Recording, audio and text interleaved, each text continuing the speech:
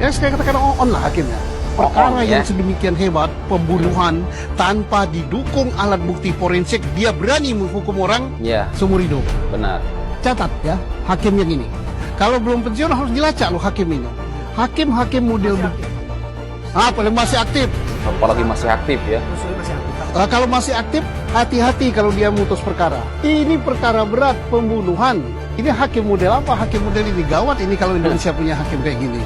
Ya, baik. Hai, Assalamualaikum warahmatullahi wabarakatuh, guys. Nah, jadi menurut Susno Duaji ya kan, hakim yang dulu vonis teman-teman Saka Tatal seumur hidup ya, dikatakan on ya, berbahaya kalau ada model-model hakim yang seperti ini ya.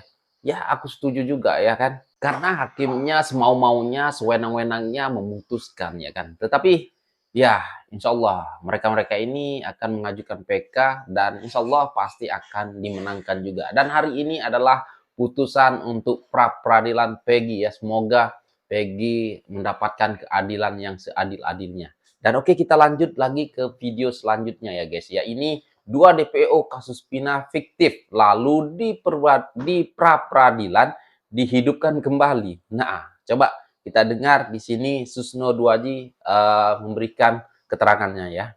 Pemirsa sekalian. Pak Susno, di awal saya ingat sekali Anda pernah menyayangkan langkah Polda Jabar menghapus nama 2 DPO menyebutnya sebagai fiktif. Apa tanggapan Anda ketika 2 nama ini justru muncul lagi di sidang pra-peradilan? Iya, lucu. Nah, inilah menunjukkan ketidakkonsekuenan ya. Pertama fiktif. Kalau fiktif berarti Peggy yang ditangkap sekarang juga fiktif gitu karena proses pembuatan DPO terbitnya DPO 3 orang itu sama. Nah, kalau fiktif semua, maka jangan-jangan terdakwa yang sudah dihukum itu fiktif.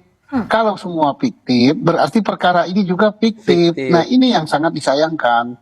Mengapa? Sedangkan yang dipakai untuk menangkap Peggy yang sekarang masuk itu adalah putusan pengadilan salah satunya.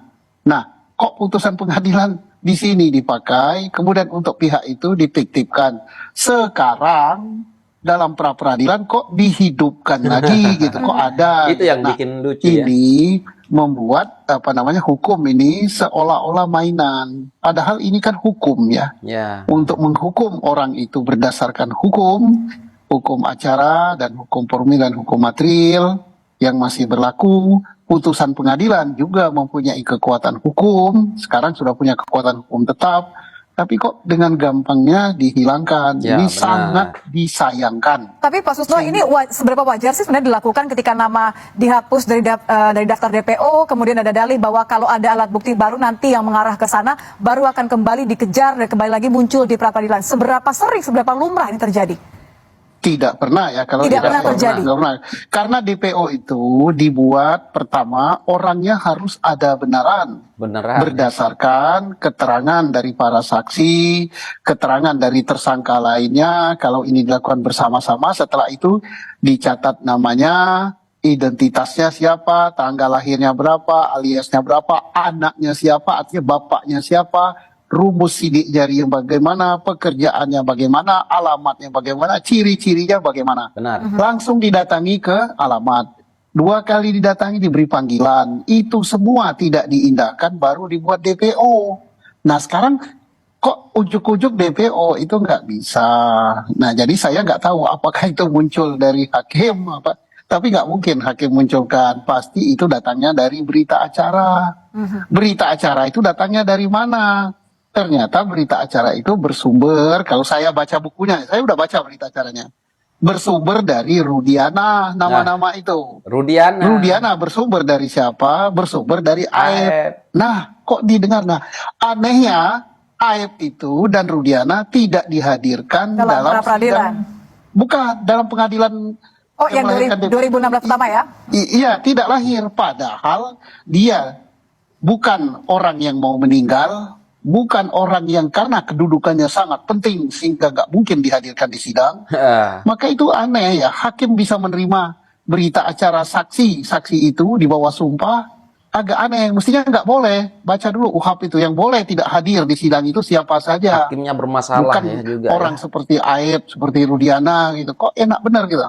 Jadi kalau semuanya terasa begitu janggal, Pak Susno, menurut Anda apa yang sebenarnya terjadi? Kok bisa sampai publik tentu akan meragukan ya artinya ya prosedur penetapan DPO, prosedur kemudian pemanggilan pembuatan berita acara, keseluruhan kasus ini menjadi pertanyaan. Menurut Anda apa yang sebenarnya terjadi? Iya, semua alat bukti juga ya dalam peradilan tidak didukung bukti saintifik. Yang ngomong bukan saya ya. Kalau saya fakta ya sebagai mantan Kabariskrim, mantan penyidik 36 tahun, ya memang nggak ada yang namanya kajian saintifik itu nol, nggak ada. Tapi Kapolri ngomong kan dalam pidato Dias Natalis PTK yang dibacakan oleh Wakapolri baru saja berapa minggu yang lalu. Dia katakan Cirebon, kasus Cirebon ini, kasus Vina ini dan Iki ini tidak ada crime scientific investigation, bukti forensik nggak ada. Anehnya oleh jaksa diterima. Dan hakim memutuskan. Dan super aneh lagi oleh hakim tingkat pengadilan negeri, tingkat pertama, tingkat banding, tingkat kasasi kok diterima. Padahal ancaman hukuman maksimalnya adalah hukuman mati. Iya. Dan nyatanya dia hukum seumur hidup, tapi bukti saintifik nggak ada. Ini jadi apakah ini peradilan sesat atau tidak, saya tidak menuduh ya. Silakan publik menilai. Aduh, sesat emang. Tapi tentu ini menjadi pertanyaan. Kalau kita mencoba untuk melihat 5 hari ke belakang, Anda memantau secara penuh, seberapa jauh ini akan berdampak kepada penetapan tersangka Peggy, dan tidak hanya itu, karena kan di sisi lain masih ada satu hal yang berjalan ya, Pak Sus. Jadi guys, kalau kalian nanti melihat ya hakim ini muncul di TV ataupun lagi menyidang orang ya kan, nah hati-hati nih ya kan. Karena hakim ini telah memberikan peradilan sesat kepada teman-teman Saka Tatal dan termasuk Saka Tatal juga ya kan. Karena belum cukup bukti-bukti ya kan dulu ya kan.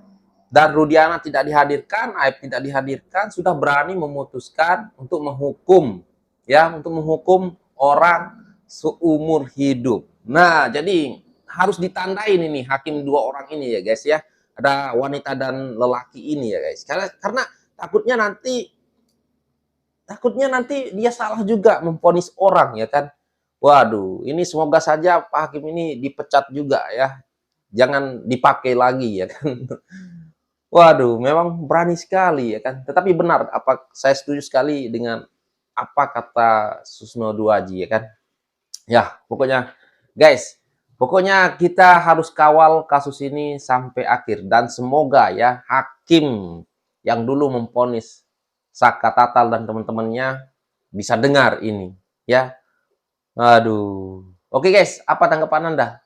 Coba kalian komen di bawah dan ya kita lanjut ke video selanjutnya. Assalamualaikum warahmatullahi wabarakatuh. Bye.